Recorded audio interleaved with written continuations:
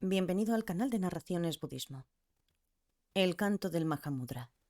Tilopa. Mahamudra trasciende las palabras y símbolos. Pero para ti, Naropa, he de decir esto.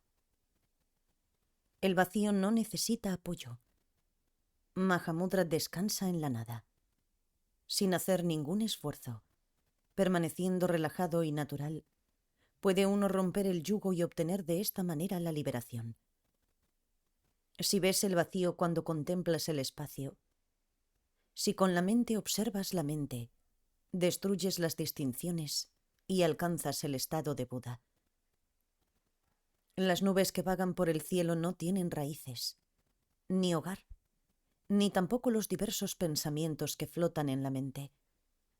Una vez contemplas la propia mente, cesa la discriminación. En el espacio se forman figuras y colores, pero ni el negro ni el blanco tiñen el espacio. Todo emerge de la propia mente. La mente no es manchada ni por virtudes ni por vicios. La oscuridad de siglos no puede ocultar el brillante sol, ni tampoco los largos kalpas del samsara pueden ocultar la esplendorosa luz de la mente. Aunque se utilizan palabras para explicar el vacío como tal no puede ser nunca expresado. Aunque decimos, la mente es tan brillante como la luz, esta trasciende palabras y símbolos. Aunque la mente es en esencia vacío, contiene y abarca todas las cosas. No hagas nada con el cuerpo, solo relájalo. Cierra la boca firmemente y guarda silencio. Vacía tu mente y céntrate en el vacío. Como un bambú hueco, relaja tu cuerpo. Sin dar ni tomar, pon tu mente a descansar. Mahamudra es como una mente que a nada se apega. Practicando así, a su tiempo alcanzarás el estado de Buda. Ni la práctica de mantras ni el paramita, ni la instrucción en sutras y preceptos, ni las enseñanzas de escuelas y escrituras proporcionan la realización de la verdad innata. Si la mente llena de deseo busca una meta, solamente logra ocultar la luz.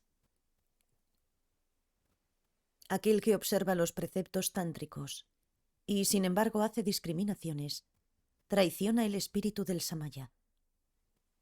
Cesa toda actividad, abandona todo deseo, deja que los pensamientos surjan y desaparezcan como las olas del océano. Aquel que nunca contradice el no morar en nada, ni el principio de la no distinción, cumple los preceptos tántricos. Aquel que abandona sus deseos y no se aferra ni a esto ni a aquello, percibe el verdadero significado que expresan las escrituras. En Mahamudra todos los pecados son incinerados. En Mahamudra uno es liberado en la presión del mundo. Esta es la suprema antorcha del Dharma. Los que no creen en ella son tontos que para siempre se revuelcan en el sufrimiento y la miseria. Para luchar por la liberación, uno debe depender de un gurú. Cuando tu mente reciba sus bendiciones, la emancipación estará a tu alcance. De este modo, todas las cosas de este mundo resultan insignificantes. No son más que semillas de dolor. Las pequeñas enseñanzas pequeñas te llevan a actuar. Uno debe seguir solo las grandes enseñanzas. Trascender la dualidad es la visión del rey. Conquistar las distracciones es la práctica de los reyes. El camino de la no práctica es el camino de todos los Budas. Aquel que recorre ese camino alcanza el estado del Buda. Este mundo es transitorio, como los fantasmas y los sueños sin substancia alguna. Renuncia a él y abandona a tus parientes. Corta los cordones de la lujuria y del odio, y medita en los bosques y montañas. Si dejas de luchar y permaneces relajado y natural, pronto obtendrás el Mahamudra y alcanzarás lo inalcanzable. Corta la raíz de un árbol y sus hojas se secarán. Corta la raíz de tu mente y el samsara se desvanecerá. La luz de una lámpara dispersa instantáneamente la oscuridad de largos kalpas. La intensa luz de la mente quemará como un rayo el velo de la ignorancia. Quien se aferra a la mente no ve la verdad de lo que está más allá de la mente. Quien se esfuerza en practicar el Dharma no encuentra la verdad que está más allá de la práctica.